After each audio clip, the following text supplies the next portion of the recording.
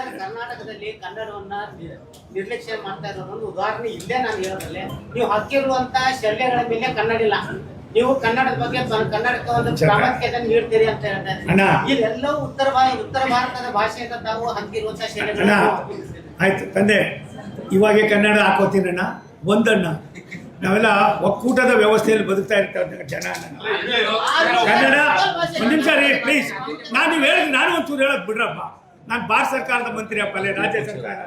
ಅದಕ್ಕೆ ರಾಷ್ಟ್ರೀಯ ಪಕ್ಷ ಅನ್ನೋದಕ್ಕಿಂತ ಹೆಚ್ಚಾಗಿ ನೀವು ಹೇಳಿದ ಇನ್ಮೇಲೆ ನಾನು ನಮ್ಮವ್ರಿಗೆ ವಿನಂತಿ ಮಾಡ್ತೀನಿ, ನಂದು ಸೇರಿ ಕನ್ನಡದಲ್ಲಿ ಆಗ್ತಕ್ಕಂಥದಕ್ಕೆ ನಾವು ತೀರ್ಮಾನ ಮಾಡ್ತೀವಿ.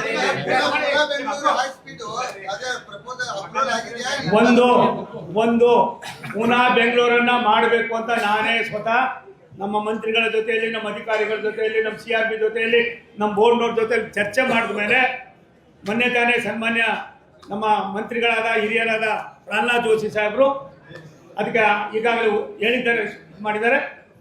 7 ಏನು ಹೈ ಸ್ಪೀಡ್ ಕಾರಿಡಾರ್ ಇದೆ, ಪುಣೆ ಬೆಂಗಳೂರು ಕೂಡ ಮತ್ತೊಂದು 8 ಆಗಿ ಪರಿವರ್ತನೆ.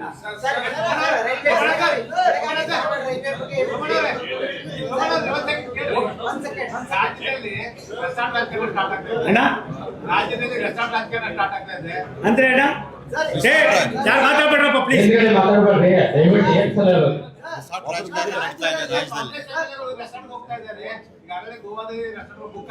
ಅದ ಹೆಂಗಣ್ಣ ಗೊತ್ತು ನಿನಗೆ?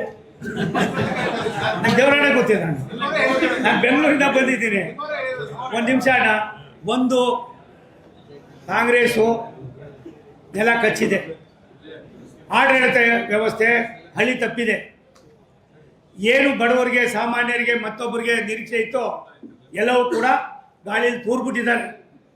ಸಿದ್ದರಾಮಯ್ಯನವರ ಆಡಳಿತದ ವೈಖರಿ, ಅವರ ನಡವಳಿಕೆ, ಪ್ರಾಯಶಃ ಅವ್ರು ಮಾಡ್ತಕ್ಕಂಥ ಭ್ರಷ್ಟಾಚಾರ ನನಗನ್ನಿಸ್ತದೆ ಎಲ್ಲೋ ಒಂದು ಕಡೆ ಅದೆಲ್ಲೋ ಮಾಡಿದ್ದಾರೆ ಅನ್ನೋದಕ್ಕಿಂತ ಹೆಚ್ಚಾಗಿ ಅದರ ಅವಶ್ಯಕತೆನೇ ಇಲ್ಲ ಅಂತ ಕಾಣಿಸ್ತದೆ.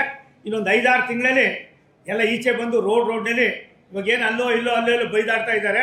ನಿನ್ನೆಯಿಂದ ಶುರುವಾಗಿದೆ ವಂಶ ಪಾರಂಪರ್ಯದ ಡೈನಾಸ್ಟಿ ವ್ಯವಸ್ಥೆಯನ್ನು ಪ್ರಾಯಶಃ ಸಿದ್ದರಾಮಯ್ಯನವ್ರ ಕುಟುಂಬನೂ ಕೂಡ ಮಾಡ್ತದೆ ಅನ್ನೋದಕ್ಕೆ ಅವ್ರ ಮಗನ ಸ್ಟೇಟ್ಮೆಂಟ್ ನಾನು ಇವತ್ತು ನೋಡಿದೆ. ನಮ್ಮಪ್ಪ 5 ವರ್ಷ ಮುಖ್ಯಮಂತ್ರಿ ಆಗಿರ್ತಾರೆ. ಈ ಪರಿಸ್ಥಿತಿಗೆ ಬಂದರೆ ಕಾಂಗ್ರೆಸ್ನಲ್ಲಿ ಇನ್ನೇನು ನಡೀತಾರೆ ಇರ್ತದೆ ತಂದೆ, ಬಾಕಿ ನೀನೇ ನನ್ಗೆ ಹೇಳ್ಬೇಕು. ಮುಖ್ಯ ಪ್ರಾಜೆಕ್ಟ್ ಬೆಳಗಾವಿ ಜಿಲ್ಲೆ ರಿಲೇಟೆಡ್ ಒಂದು ಧಾರವಾಡ ಬೆಳಗಾವಿ ರೈಲ್ವೆದು ಕೂಡ ಸಿದ್ದರಾಮಯ್ಯ ಮೇಲೆ ಹಾಕಿದ್ರಿ. ಮಹದಾಯಿ ಕೇಳಿದ್ರು ಅದನ್ನು ಸಿದ್ದರಾಮಯ್ಯ ಮೇಲೆ ಹಾಕಿದ್ರಿ. ಇದು ಯಡಿಯೂರಪ್ಪ CM ಇದ್ದಾಗ ಇತ್ತು, ಬೊಮ್ಮಾಯಿ CM ಇದ್ದಾಗ ಇತ್ತು, ಶೆಟ್ಟರ್ CM ಇದ್ದಾಗ ಇತ್ತು, ಎರಡು CM ನಿಮ್ಮವರೇ CM ಇದ್ದಾಗ ಇತ್ತು. ಸುಮ್ಮನೆ ಒಂದು ನಿಮಿಷ ತಾಳಣ್ಣ. ನಾನು ಯಾರ ಮೇಲೂ ಹಾಕಿಲ್ಲ ತಂದೆ. ನಾನು ಬಂದಿದ್ದು 1 ವರ್ಷ 8 ತಿಂಗಳಾಯ್ತು. ಆ 1 ವರ್ಷ 8 ತಿಂಗಳಲ್ಲಿ ನನಗೆ ತೃಪ್ತಿ ಇದೆ, ನಾನು ಮಾಡಿದ್ದೀನಿ. ನನ್ನ ಕರ್ನಾಟಕಕ್ಕೆ ಒಂದಷ್ಟು ಕೆಲಸ ಮಾಡಿದ್ದೀನಿ. ಆದ್ರಿಂದ ಅಣ್ಣ ಒಂದು ನಿಮಿಷ ಅಣ್ಣ, ಒಂದು ನಿಮಿಷ. ಮಗು ಹತ್ರ ಮಾತ್ರ ತಾಯಿ ಹಾಲು ಕೊಡೋದು ತಂದೆ. ಆ ಮಗು ಅಳಿದವ್ರು ಹಾಲು ಕೊಡೋದಿಲ್ಲ, ಬರಬೇಕು ಅದಾಗ್ತದೆ. ಒಂದು ಸತ್ಯ, ನೀವು ಹೇಳಿದ ಒಪ್ಕೋತೀನಿ. ಇವತ್ತು ಹುಬ್ಬಳ್ಳಿ ಧಾರವಾಡದಿದೆ 55 ಕಿಲೋಮೀಟ್ರು, 55 ಎಕರೆ. ಅದೊಂದು ತೀರ್ಮಾನ ಆದರೆ ನಾನು 1.5-2 ತಿಂಗಳಲ್ಲಿ ಕೆಲಸ ಶುರು ಮಾಡ್ತೀನಿ. ನಾನು 20ನೇ ತಾರೀಕು ಆದಮೇಲೆ ಬೆಂಗಳೂರಿಗೆ ಹೋಗ್ತೀನಿ. ನಾನು ಆ ಕೆಲಸಕ್ಕೋಸ್ಕರವಾಗಿ ಮತ್ತೆ ಒಂದು ಸಾರಿ ಮುಖ್ಯ ಕಾರ್ಯದರ್ಶಿಗಳನ್ನು, ಸಂಬಂಧಪಟ್ಟ ಮಂತ್ರಿಗಳನ್ನು ಸಭೆ ಮಾಡಿ ಅದನ್ನು ಒತ್ತಾಯ ಮಾಡಿ ಅದನ್ನು ಬಿಡಿಸ್ಕೊಂಡು ಕೆಲಸ ಮಾಡ್ತೀನಿ.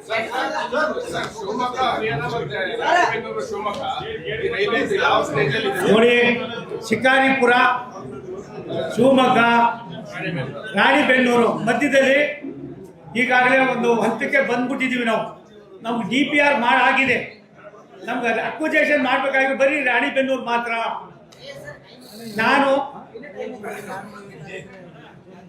ನಮಗೆ 656 ಎಕರೆ ಹಾವೇರಿ ಜಿಲ್ಲೆಯಲ್ಲಿ ನಮ್ಗೆ ಮಾಡಿಕೊಟ್ಬಿಟ್ರೆ, ನಮ್ಮ ಅಲ್ಲಿಯ ಲೋಕಸಭಾ ಸದಸ್ಯರು, ಮಾಜಿ ಮುಖ್ಯಮಂತ್ರಿಗಳಾದ ಸನ್ಮಾನ್ಯ ಬಸವರಾಜ ಬೊಮ್ಮಾಯಿ ಅವರು ತೀಕ್ಷ್ಣವಾಗಿ ನಮಗೆ ಕಾಗದ ಬರೆದ ಮೇಲೆ ನಾನು ರಾಜ್ಯ ಸರ್ಕಾರವನ್ನು ಈಗಾಗಲೇ ಯಾವ ಹಂತದಲ್ಲಿ ತಗೊಂಡೋಗ್ಬೇಕು ಮಾಡ್ತಾ ಇದ್ದೀನಿ.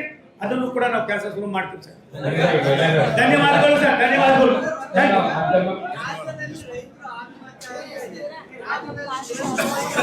ನಾನು ರೈತರ